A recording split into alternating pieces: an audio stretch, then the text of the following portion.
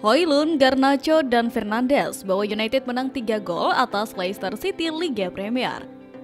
Gol pembuka dicetak Rasmus Højlund pada menit ke-28, mengakhiri puasa golnya selama 21 pertandingan sejak 12 Desember 2024. Gol ini tercipta berkat blunder lini belakang Leicester saat Bau Bakaris dan Wolves gagal menghalau umpan cerdas dari Bruno Fernandes, memungkinkan Højlund mencetak gol ke sudut bawah gawang. Di babak kedua, Alessandro Garnacho menggandakan keunggulan United pada menit ke-67, memanfaatkan kelengahan pertahanan Leicester. Ini menjadi gol pertamanya dalam 24 penampilan setelah sebelumnya golnya dianulir karena offside. Fernandes menutup pesta gol di menit ke-90 dengan tembakan akurat dari tepi kotak penalti. Namun, kemenangan ini dibayangi cedera serius bek muda Aiden Heaven yang terjatuh canggung di menit ke-51 pada laga keduanya sebagai starter. Leicester tampil tak berdaya sepanjang pertandingan dan nyaris tidak menciptakan peluang berarti. Kekalahan ini memperpanjang rekor buruk mereka menjadi tim pertama di Liga Inggris yang kalah 7 kali beruntun di kandang tanpa mencetak gol.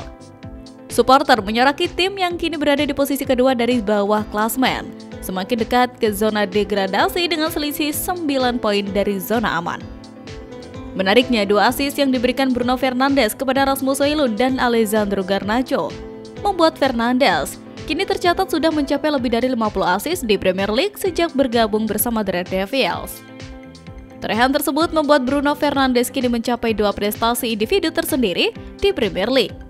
Seperti diungkapkan oleh Optajo, 2 assist yang dibuat Bruno Fernandes ke gawang Leicester City membuatnya jadi pemain ke-6 dalam sejarah MU yang menorehkan 50 assist di Premier League.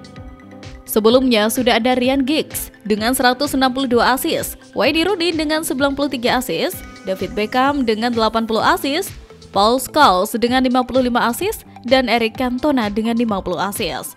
Selain itu, Bruno Fernandes membuat torehan yang luar biasa dengan mencapai 50 assist dalam kurun waktu 5 tahun. Jika berbicara jumlah assist sejak Bruno Fernandes tiba di Premier League pada 1 Februari 2020, hanya ada 2 pemain yang ada di atasnya.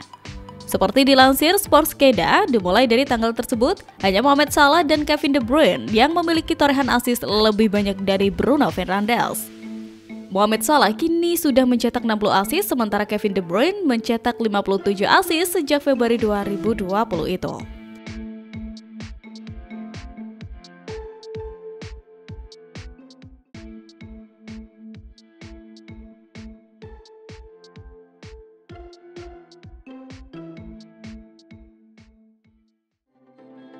Aiden berhasil mencatatkan debutnya untuk tim senior Setan Merah di Liga Inggris musim ini. Sejatinya, ia sudah dipercaya turun saat timnya keok kontra Fulham pada putaran kelima Piala FA. Namun, penampilan kali ini berbeda karena Aiden bermain pertama kalinya di panggung Premier League. Menariknya, ia harus menghadapi bekas timnya dalam penampilan perdananya di Liga Inggris. Sebagaimana diketahui, Aiden menyeberang ke kubu Manchester United usai ditebus senilai 1,8 juta euro pada jendela transfer musim dingin 2025 setelah menghabiskan nyaris 5,5 tahun di London Utara.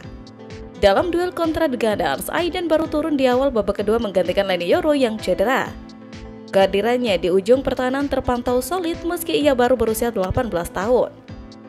Berdiri kokoh dengan postur tinggi menjulang hingga 189 cm, Aiden tercatat tidak bisa dilewati satu pemain Arsenal hingga laga bubaran. Selepas laga, ia pun mendapat banyak pujian dari para fans dan media. Tak terkecuali dari pelatih Ruben Amorim.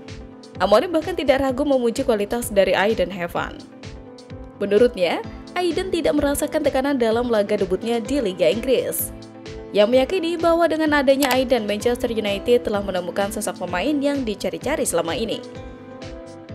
Aiden Heaven begitu tenang, begitu santai, dia tidak merasakan tekanan, kata Amorim seperti ditulis dalam cuitan Fabrizio Romano. Di tempat lain, klub Premier League Manchester United baru saja mengumumkan pengumuman penting. Setan Merah mengonfirmasi bahwa mereka akan segera membangun stadion baru untuk kandang mereka. Wacana pembangunan stadion baru Manchester United sudah beredar sejak tahun lalu. Rekan pemilik mereka, Sir James, ingin Setan Merah memiliki stadion terbaik di Inggris. Melalui laman resmi mereka, Manchester United resmi mengumumkan rencana pembangunan stadion mereka yang baru. Dalam keterangan resmi mereka, MU sudah mengantongi dukungan pemerintah Inggris untuk membangun stadion baru yang letaknya berdekatan dengan Old Trafford. Stadion baru ini nantinya akan dikerjakan oleh Foster Plus Partners, salah satu firma arsitek kenamaan dunia. Dari master plan yang beredar Manchester United, mereka tidak hanya membangun stadion baru, melainkan membangun sebuah kawasan baru di mana terletak plaza baru dan juga pusat keramaian baru di kota Manchester. Pada rilis resmi mereka, MU tidak menyebutkan kapan proyek ini akan dibangun. Namun, kabar yang beredar di Inggris, proses pembangunan stadion baru MU ini akan dimulai pada tahun 2025 dan akan memakan waktu 5-6 tahun pengerjaannya.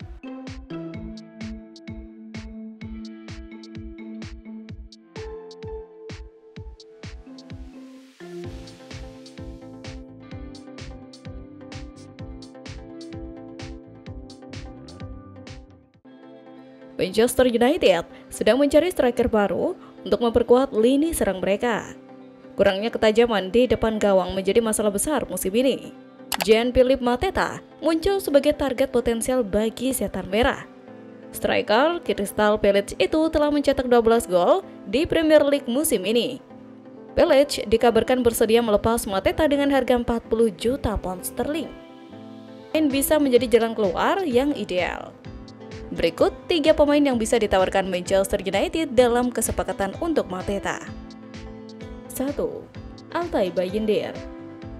Altay Bayindir kemungkinan besar harus angkat kaki jika Manchester United merekrut kiper baru. Ruben Amorim dikabarkan ragu dengan kemampuan Andre Onana. United sulit menemukan pembeli permanen untuk Onana yang dibeli seharga 47 juta pound sterling. Jika ada kiper baru, Bayindir akan jadi korban utama. Mungkin Ineos mempertimbangkan Bayindir dalam rencana transfer Mateta. 2. Joshua Zirkzee. Joshua Zirkzee bisa menjadi bagian dari negosiasi jika United ingin menawarkan pemain di posisi yang sama. Ia memang bukan striker murni, tetapi kemampuannya di lini depan sudah terbukti saat bermain untuk Bologna. United hanya membayar 36 juta pound sterling untuk Zirkzee pada musim panas 2024. Jika nilai transfer Mateta sepadan, melepas striker Belanda itu setelah 1 musim bisa jadi keputusan yang masuk akal. 3. Harry Maguire. Harry Maguire datang ke Manchester United dengan harga mahal pada 2019. Meski tampil inkonsisten, ia tetap mendapat dukungan dari fans di Old Trafford. Musim depan, Maguire akan memasuki usia pertengahan 30-an. Kontraknya di United juga tinggal tersisa kurang dari 1 tahun. Jika United ingin melepasnya, pertukaran dengan Mateta bisa menjadi opsi menarik. Kesepakatan ini bisa menguntungkan kedua belah pihak. Sementara dalam laga Manchester United versus Arsenal, wasit Anthony Taylor menjadi sorotan utama dalam laga panasnya itu. Sejumlah keputusan kontroversial yang diambilnya memicu kritik tajam dari berbagai pihak, terutama dari kubu Arsenal. Sejumlah keputusan kontroversial yang diambilnya memicu kritik tajam. Kontroversi terjadi di menit ke-58 ketika Mikel Merino terlibat dalam duel sengit dengan Alessandro Garnacho. Dalam perebutan bola yang intens, Merino terlihat menginjak kaki pemain sayap United tersebut. Namun, tim wasit dan VAR tidak meninjau ulang insiden itu dan Merino lolos tanpa hukuman. Keputusan ini makin memicu kemarahan fans dan pengamat yang merasa standar wasit dalam laga ini tidak konsisten. Manchester United dan Arsenal kehilangan potensi 2 angka. Efeknya, MU gagal naik peringkat alias tetap di posisi ke-14 klasemen sementara Liga Inggris musim ini. Sedangkan pengaruh lebih besar lagi tertuju ke Arsenal. Kegagalan memetik angka penuh di markas MU membuat Arsenal harus kehilangan kesempatan menjaga jarak dengan sang pemuncak klasemen Liverpool. Saat ini jarak Liverpool dan Arsenal ada di angka 15 poin. Pada laga itu, Manchester United membuka keunggulan melalui gol via tendangan bebas Bruno Fernandes. Namun, Arsenal tidak tinggal diam, dan Declan Rice berhasil menyamakan kedudukan menjadi 1-1. Bruno patut mendapatkan lebih banyak pengakuan dalam pertandingan kali ini. Ia tidak hanya berhasil memimpin timnya dengan efektif, tetapi mencetak gol. Tendangan bebas sangat menawan dan menghasilkan gol ke-7 bagi dirinya di Premier League musim 2024-2025. Selain itu, total gol yang telah ia cetak musim ini mencapai angka 12.